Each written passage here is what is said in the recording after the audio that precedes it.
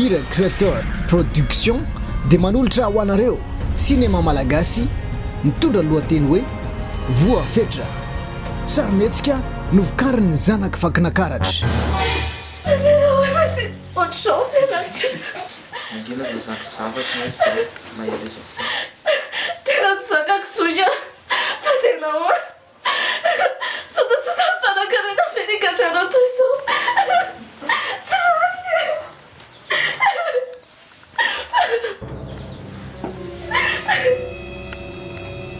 Afa-panadina na zoka afaka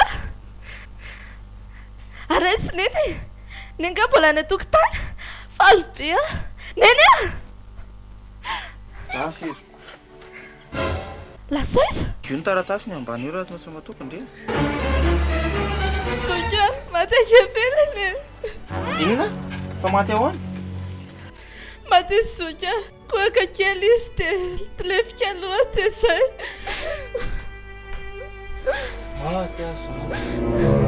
Fa mafy rindra fa Andriamanitra tsy mampitondra an'izay zavatra tsy zakatsika izany.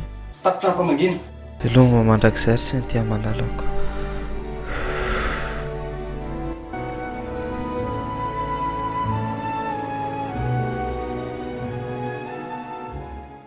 sarymetsika mampetsi-posy mitondra anatra alefa grand écran anaty efitrano amin'ny salle d'œuvre katolika andraikibo alahady 12 décembre fokrifantsirabe asabotsy 7 décembre andrano manelatra alahady 7 décembre samy amin'ny rora sasantolakandro isy lokadimo sariana tongava maro e aleo mahita toy izay tantaraina